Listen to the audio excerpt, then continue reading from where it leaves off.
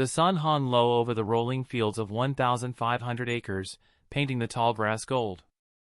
To outsiders, it was just empty land, but to Calvin Roark, every acre was a heartbeat. His grandfather had carved this soil with his bare hands after the war, a black man who refused to be driven out by banks, mobs, or the quiet cruelty of neighbors who thought this land was never meant for people like him. Calvin's father had guarded it like a fortress, turning away anyone who tried to buy or cheat their way into the property. Now it was Calvin's turn. He was not just its owner, he was its steward, bound by a promise whispered at his grandfather's grave: "This land is ours, and it will outlive their greed." But greed had a way of circling like vultures. Just past the fence line, the suburban homes of the Briarwood Estates HOA pressed closer every year. At first, it was small, cookie-cutter houses built where wild grass once swayed. Then came more streets, cul-de-sacs, and a clubhouse with flags waving proudly out front. The homeowners spoke of community growth. Calvin knew better. Growth was just another word for swallowing up everything in its path. For years, HOA board members had approached him with offers. Some came politely, dressed in suits, promising fair market value. Others came with thinly veiled threats: "It'd be easier for everyone if you just sold." Calvin turned them all away with the same calm response: "This land isn't for sale. Not now.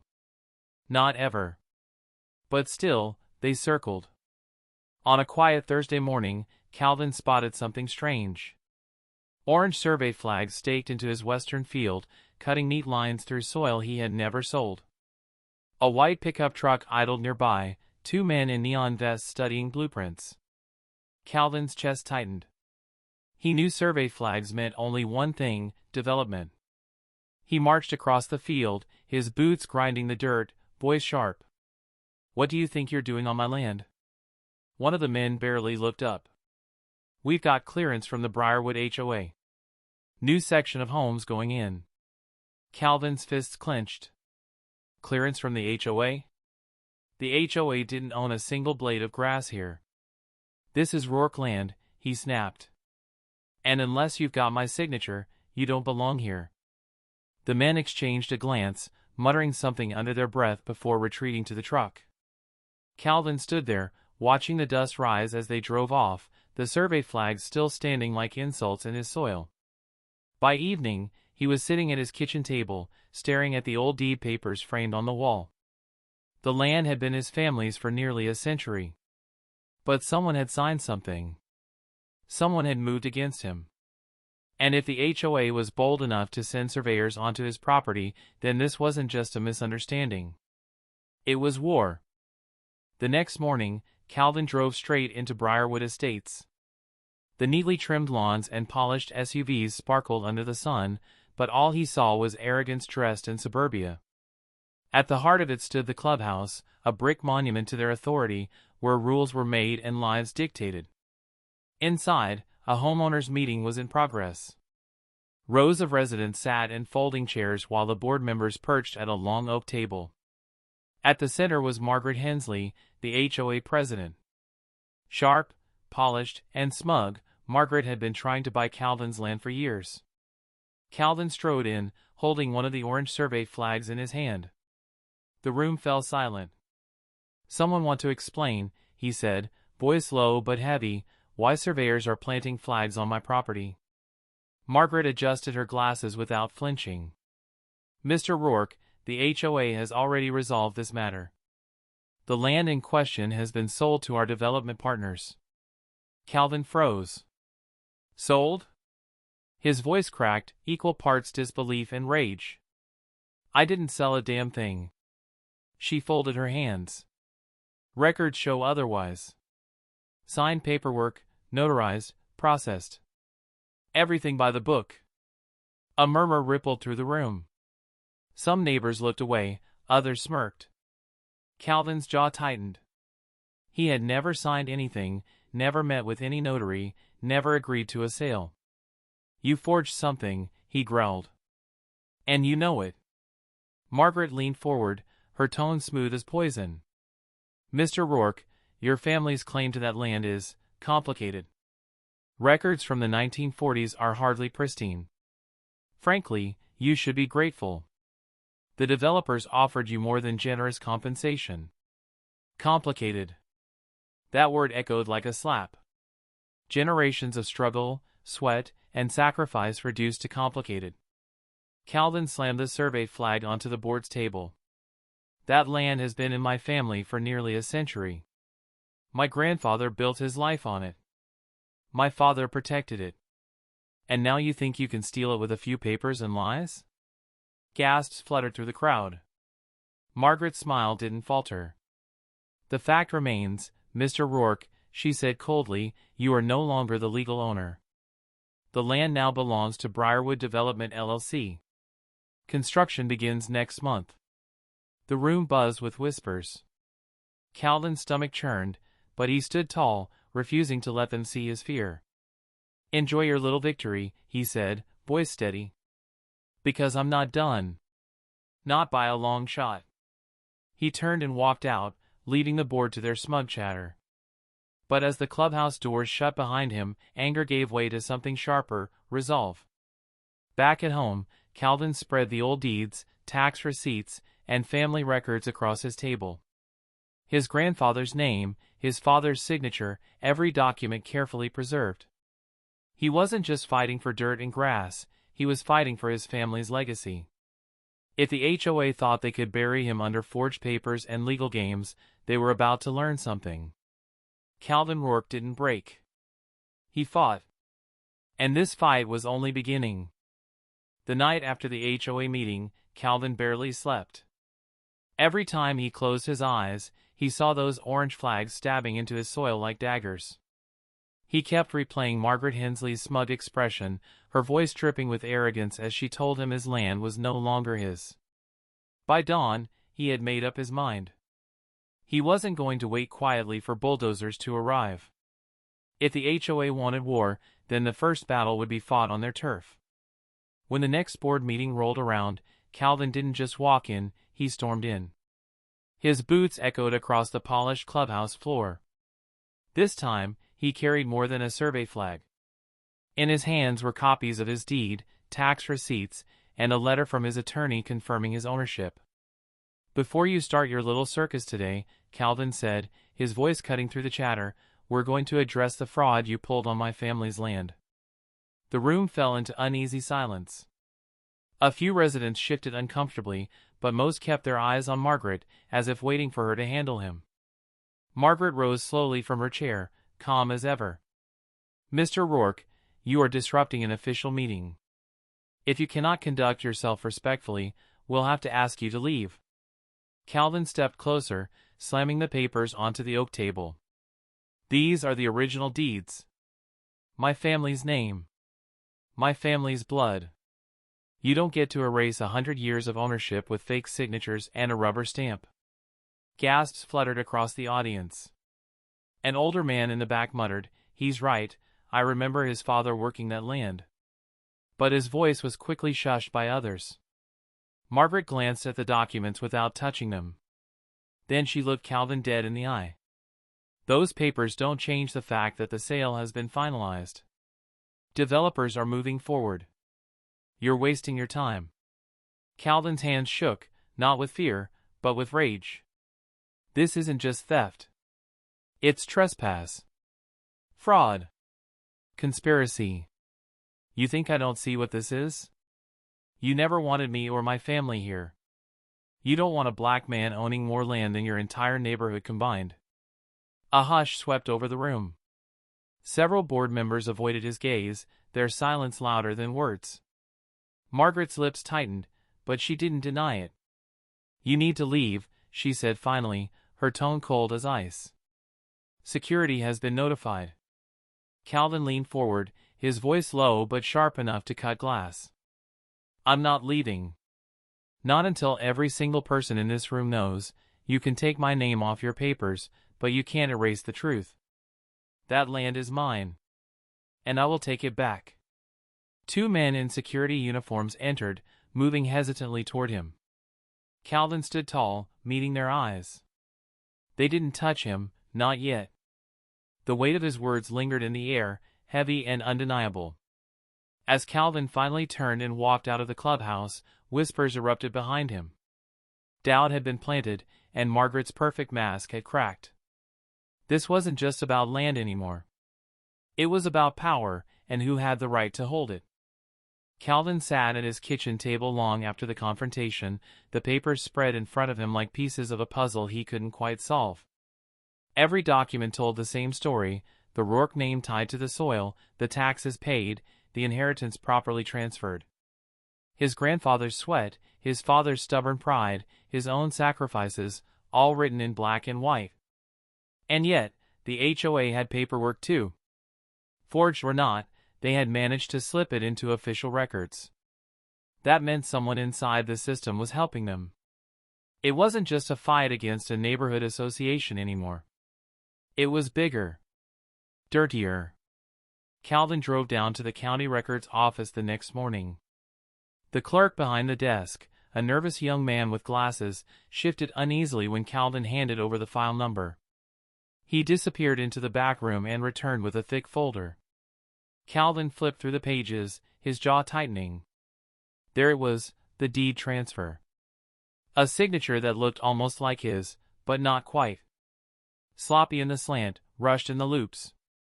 Calvin's name, but not his hand. Who processed this? Calvin asked, his voice low. The clerk swallowed. Looks like it was notarized by Sandra Miller. Calvin froze. Sandra Miller wasn't just some random notary. She was a family friend. She had gone to school with his sister, shared Sunday dinners with his parents, even attended his father's funeral. Betrayal burned hotter than anger. Back in his truck, Calvin gripped the steering wheel so tight his knuckles whitened. Sandra. Of all people. She knew better. She knew his family's history. And still, she'd put her stamp on papers that stripped him of everything. That evening, he drove to her modest brick house on the edge of town. The porch light was on, casting a yellow glow against the dark. When she opened the door, her face went pale. Calvin, she whispered, as if she'd been expecting him. You signed it, he said flatly. No greeting, no warmth. Just truth, sharp and cold. Sandra's eyes filled with tears. I didn't want to. Margaret pressured me. She said it was just a formality, that you'd already agreed. She promised no one would get hurt. Calvin's laugh was bitter. No one would get hurt? Sandra, they're stealing my family's life. That land is who we are. She reached for his arm, but he pulled back. I'm sorry, Calvin, she said, voice breaking.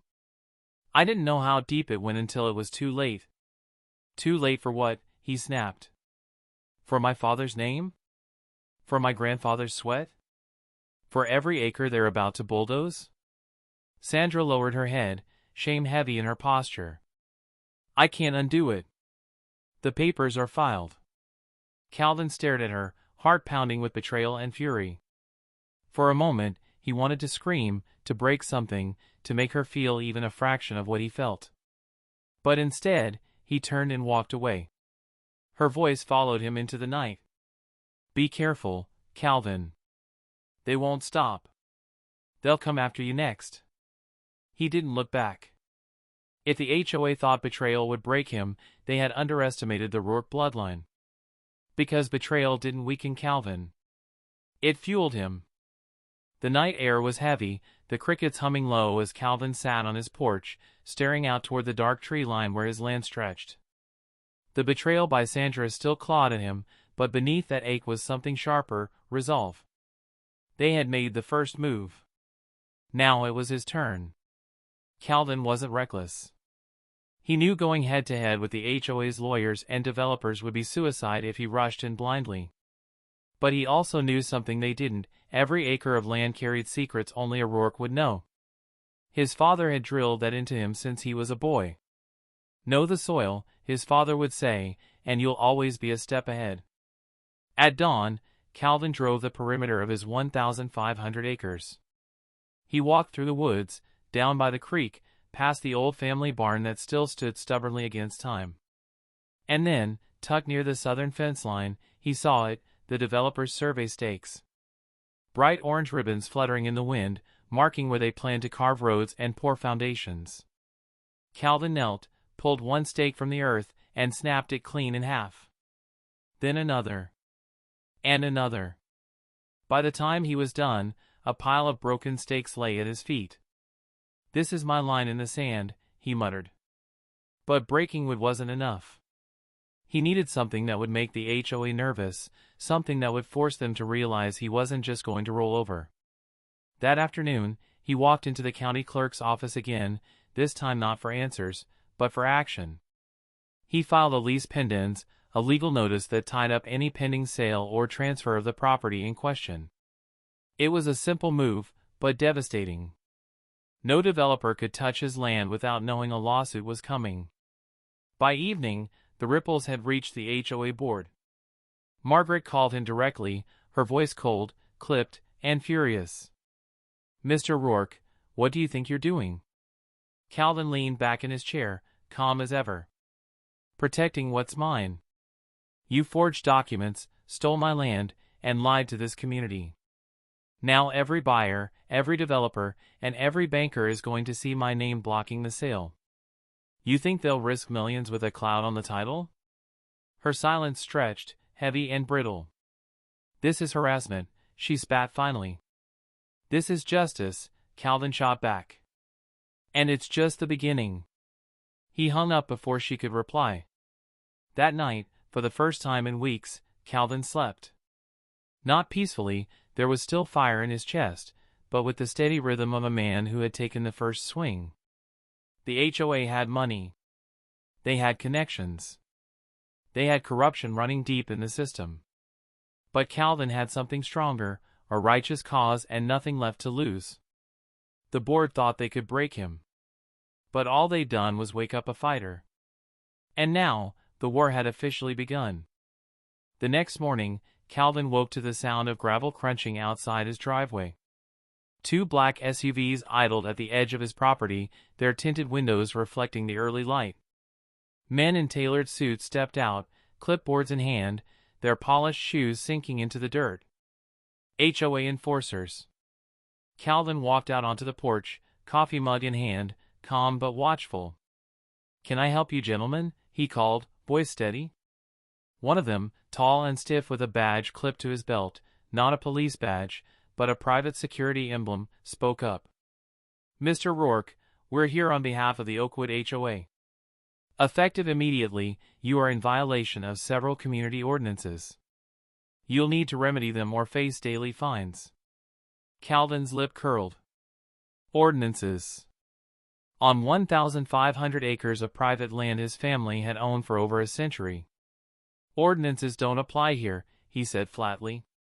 "This isn't your neighborhood. This is Roark land." The man checked his clipboard. Overgrown vegetation, unsafe structures, unregistered outbuildings, unauthorized fencing. Calvin cut him off with a sharp laugh. "That barn you're calling unsafe? My grandfather built it with his own hands. That fence? It's been standing longer than your HOA's existed. You think I care about your little citations?" The men exchanged looks but didn't back down. "Failure to comply will result in legal escalation," the tall one said. "We'll be seeing you again soon." They left a thick envelope on the hood of his truck before driving away. Inside were printed notices, fines totaling over $50,000 if he didn't comply within 30 days. Calvin set the papers on fire right there in his driveway. But he knew the HOA wasn't finished. They were probing, pushing, trying to break him financially, inch by inch. If they couldn't steal his land clean, they'd drown him in paper and penalties until he begged for relief. That evening, his phone buzzed. A local farmer, one of his few allies, warned him. "Calvin, heard from a buddy at the county office. HOA's calling in favors. They're trying to get the fire marshal out there, claim your barn's a hazard. And they've filed a petition to restrict your access road, say it's not zoned for heavy vehicles." Calvin clenched his jaw. They were tightening the noose. But instead of panic, something else filled him, a grim smile. "Good," he muttered. "Let them come." He spent the night gathering his father's old files, letters, and land surveys. He found tax receipts dating back decades and handwritten maps his grandfather had drawn. Every scrap of history became ammunition. The HOA wanted a war of attrition. Fine. But Calvin wasn't planning to defend forever. The next strike would be his. And this time, it wouldn't just stop the HOA. It would put them on their knees. By dawn, Calvin was already at his kitchen table, maps and legal documents spread across the wood like a general preparing for battle. The HOA thought they were clever, burying him under fines and fake violations. But Calvin had grown up listening to his father's stories of land rights, loopholes, and property law battles. The Roarks didn't just own their land, they knew it down to the ink in the county records. And that was where Calvin struck back. Through hours of digging, he discovered something the HOA never expected. Many of their own houses were built on land his grandfather had never fully released from private easement rights. That meant technically, Calvin still had legal leverage over the roads, pathways, and even utility access points that fed into several of their million-dollar homes. It wasn't theft. It wasn't fraud. It was law. And Calvin was about to remind them of it. The first letter went out on a crisp Monday morning, delivered by certified mail. It was addressed to Margaret herself, the HOA president. Notice of easement restriction, effective immediately, access through Roark-owned roadway easement is suspended pending review. Continued trespass will result in civil action. 2 days later, the rest of the board received similar notices. Without Calvin's consent, their driveways and access routes were technically illegal. Some couldn't even connect water lines without crossing through his easements. The HOA board was livid. Margaret stormed to his property, her SUV kicking up dust as she slammed the door and marched toward Calvin's porch. "You're insane," she shouted. "You can't cut people off from their own homes." Calvin didn't flinch. He leaned on the porch railing, calm and steady. "I'm not cutting anyone off. I'm enforcing the law. You people wanted to play games with my land, now you get to see how it feels." Margaret's face reddened. "We'll sue you into the ground."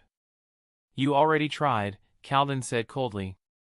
"But here's the difference, I don't need to cheat. I don't need to forge signatures. I've got history and documentation on my side. Everything you've built stands on ground that was never yours to control." For the first time, Margaret hesitated. Word spread quickly through the community. Homeowners who once sneered at Calvin suddenly realized their water bills, their property values, even their ability to drive to their houses could be jeopardized by the very man they had mocked. Panic set in. Angry calls flooded the HOA office. Some members demanded the board fix it immediately.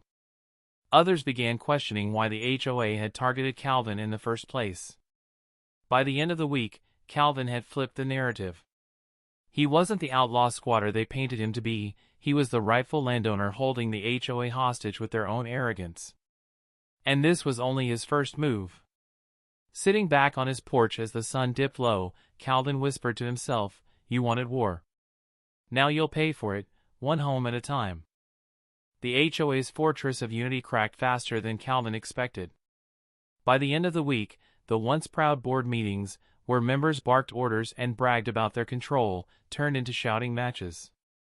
Margaret sat at the head of the long oak table in the clubhouse, her gavel useless against the rising chaos. Homeowners waved Calvin's letters in the air, demanding answers. "You told us the land was clear," one man barked, his face red. "You said Roark's deeds were irrelevant, that everything was settled decades ago." "Well, guess what? My driveway runs over his easement. Now I've got buyers backing out of the sale because of your lies." Another woman stood, voice trembling. "My water lines cross his property. If he enforces those restrictions, I'll have to pay thousands to reroute. Why should I suffer because you couldn't leave him alone?" Margaret slammed the gavel, her voice sharp. "Sit down. This is exactly what Calvin wants, division. We stand strong, or we lose everything. But the unity was gone. Whispers of lawsuits against the HOA itself filled the room. A few members openly discussed hiring their own lawyers, not to fight Calvin, but to sue Margaret and the board for negligence. Negligence? Margaret sneered. You think I didn't know what I was doing? I was protecting property values. Protecting you. But her words rang hollow. Fear had replaced arrogance. Meanwhile, Calvin watched the unraveling from a distance. Through a contact at the county clerk's office, he caught wind of the infighting and smiled. He didn't need to swing fists. The HOA was tearing itself apart with panic and distrust. The next blow came subtly. A local paper ran a story. Dispute over historic Roark land threatens HOA homes.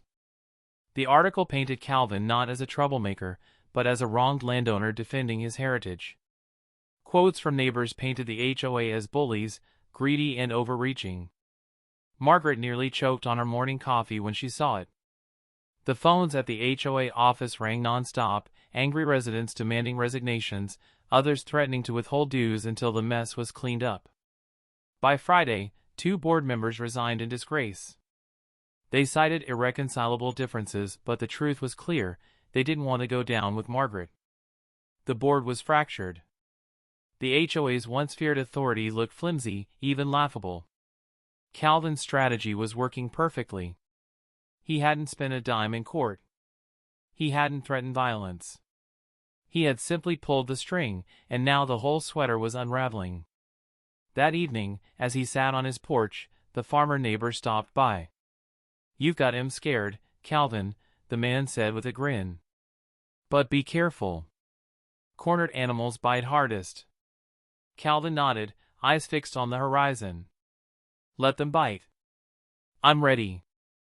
This fight isn't about winning anymore, it's about making sure they never touch another family again." The HOA had declared war. But Calvin had turned their army against itself. And the best was yet to come. The courthouse smelled of old paper and polished wood, a place Calvin had learned to respect as a boy when his father used to bring him along to hearings. Now, decades later, he walked those halls with the same steady confidence his father once carried. In his hands was a thick binder, records, surveys, and easement agreements that most of the HOA board had probably never even bothered to read. To them, land was just square footage and dollar signs. To Calvin, it was blood, history, and leverage. The hearing room was packed. HOA members filled one side, Margaret at the front, her jaw tight as if holding her whole crumbling empire together. Calvin sat on the other side, quiet, composed, with his lawyer flipping through documents like a man who already knew victory was in hand. When the judge entered, the room hushed. Calvin's lawyer rose first. "Your Honor, we are here to assert Mr. Roark's easement rights, which have been repeatedly violated by the HOA. Furthermore, we intend to present evidence that these violations extend so deeply into the community infrastructure that several homes are effectively dependent on my client's land access." He laid out the maps. Bright red lines marked the roads, water lines, and driveways crossing Roark territory. Each line was a chokehold. The HOA lawyer stammered, tried to object, but the evidence was airtight. Margaret's face paled as the judge leaned forward, examining the records. "So what you're saying," the judge asked, voice deliberate, "is that these homeowners, represented by the HOA, cannot legally access utilities or even drive onto their property without Mr. Roark's consent?" "Exactly," Calvin's lawyer said.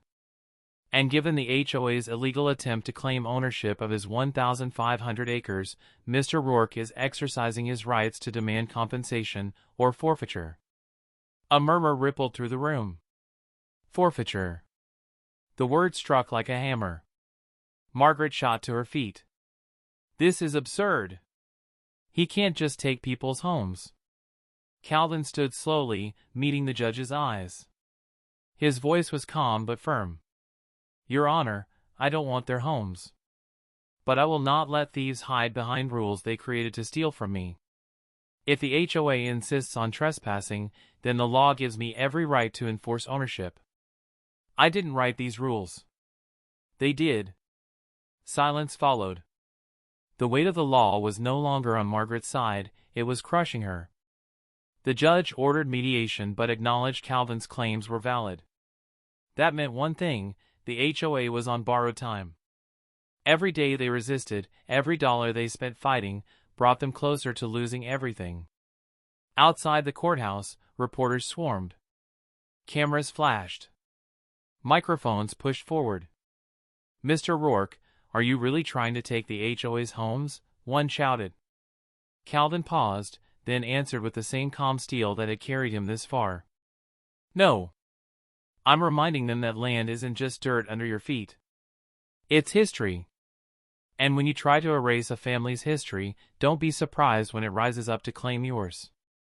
The clip went viral within hours. And the HOA's nightmare had only just begun. The HOA's fortress finally fell, not with a bang, but with a series of humiliating cracks. Within weeks of the courthouse hearing, the board was bleeding money. Their legal fund, once flush with homeowner dues, had dried up under the weight of endless motions and mounting fines. Margaret begged for special assessments, but residents refused to pay another cent. Some even filed suits against the HOA itself, demanding damages for the mess she created. By spring, foreclosure notices appeared, not for Calvin's land, but for HOA-controlled properties. Their once pristine clubhouse was auctioned off to cover debts.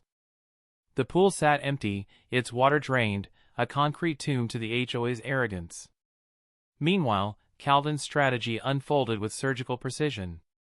Through mediation, he demanded either full compensation for easement violations or surrender of properties encroaching on his land. Homeowners who had mocked him now came crawling, signing over parcels of land rather than risk losing everything in court. Each signature was another nail in the HOA's coffin. And Margaret?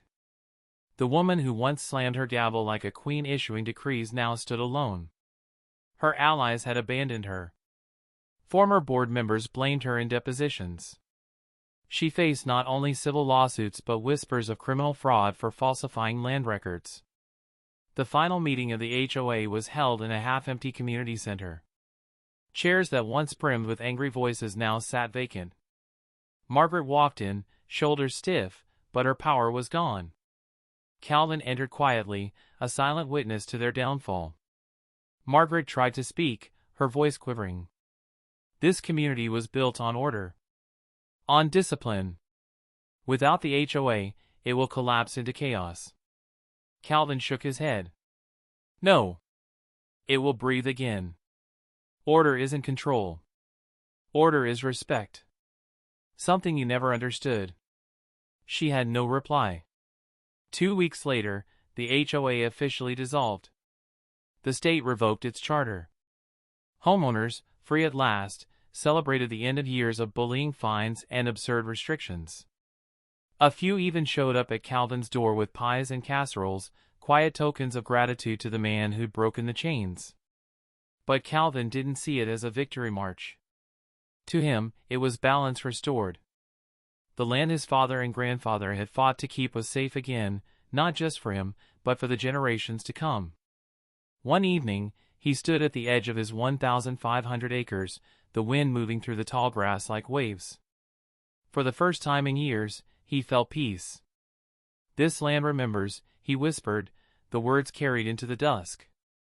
Far away, the abandoned HOA signs rusted under the sun. Once symbols of power, they were nothing more than scrap, markers of an empire that had dared to steal, and paid the price.